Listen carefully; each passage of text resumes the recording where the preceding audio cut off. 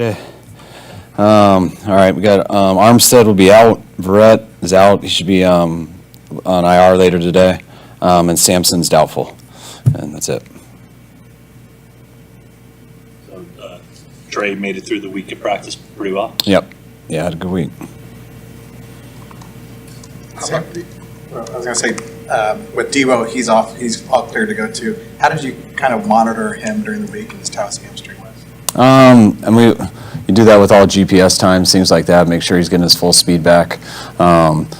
He was good by Wednesday's practice, which was our first real practice, so we didn't have to change reps or anything. We were good. The guys that you opened the window for, were you planning to activate all four of those guys? A couple of them? Mitchell, Shire, McKinnon's, Willis? Yes. What was it like on that practice field?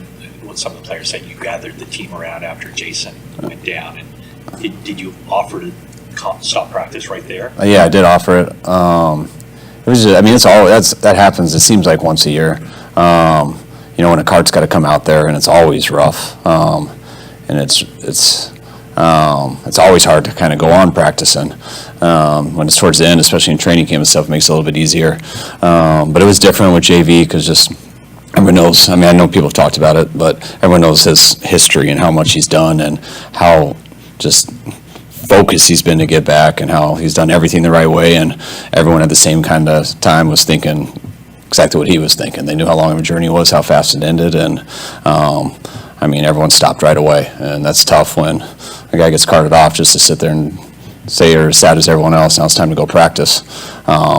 But that is what you need to do. You need to go practice after that. But it was cool that the players recognized that. Everyone was so emotional and stuff. I just asked them what they wanted to do, and it was quiet for about 3 seconds, and then everyone said, "Let's finish." So.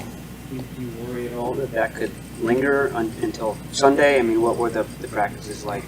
I thought they were great. I thought it was really good that we finished. I thought that was important. We got some pretty mature guys. Even Aziz at the end kind of broke it down for the team, and it's hard for everyone to watch that. That's because we're sad for the journey that's ahead for JB, but it's his journey, and he's got to go through it. And he's been there a lot, and we're gonna all be there to help him at any time he needs. But that's stuff that happens to anybody, and that's just, I think it reminds everyone that you just can't take stuff for granted, and it's not just on the football field, but it's anywhere. Aziz. Yeah, Aziz. What did he speak up about, or how did he? He basically sounds like a preacher. He speaks much better than I do. He's wise. He's like the nicest guy on our team and the least nicest on the football field, so he balances it out. You get 8 guys back, either from IR or injury previously. What can that do for the team, and how much does it help to actually get guys back instead of having those long-term things where other guys had a chance to kind of develop in the meantime too? It helps a lot because missing, when you lose guys, it puts you in a bind. The only benefit to losing guys, it gives other people an opportunity to develop because they have to go through stuff, and sometimes the only time you get better is by going out there and getting your butt kicked sometimes and realizing what you got to do in this league because you can't always simulate that. So they get to go through it, and if you can kind of still not set your team back, it can make your team a little bit stronger because you feel like you've given those guys more time.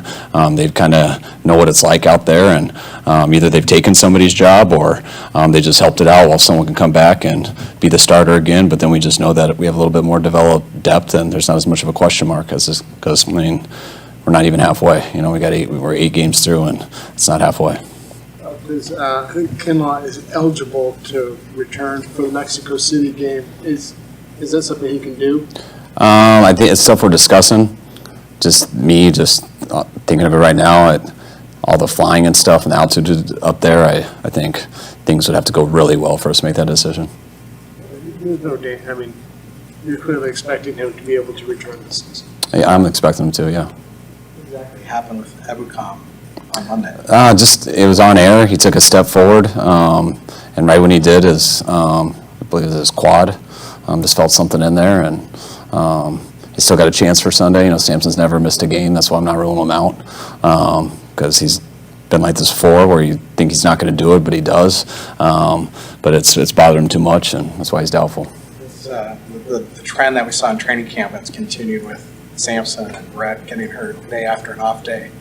Is there any studies or anything that you guys can do further about this? Yeah, not practice. Then the problem is the next day will be the off day, and then eventually we get to a game. Yeah, so it's no, but I mean, we did lose some guys after an off day, which I made a big deal about. And then I very quickly got 18 pages of graphs and stats that proved me that I was wrong. It was just 3 main guys that kind of stuck out, and it was actually kind of our best overall after off days in a while. But I know why you're saying that because I felt the same way. But no, I mean, this was on air and we won't have speed, so we could not have practiced. Brett's was Wednesday. His was on air too. I mean, it was after a play, but he was behind a guy just jogging after him, and it's like an Achilles. It actually was eerie because it reminded me exactly of what happened to Tarvarius Moore in OTAs. He was just backpedaled on a part of the field by himself and took a step forward, and the Achilles went. So, I mean, I think that's kind of what happens usually with Achilles. You never know when, but just it goes. I mean, Verrett knew it right away. With Sampson maybe not playing, it would seem like more snaps for Drake Jackson. How do you assess where he is in the middle of his rookie year? I think he's contributing to us. I think he's a very talented player who does help us out, and I see much more room to grow. I think the more powerful you get, the more physical you can get, grow into his body. There's a lot more there. But I've been happy with him. I mean, he's coming along nice, and again, we're not halfway there yet.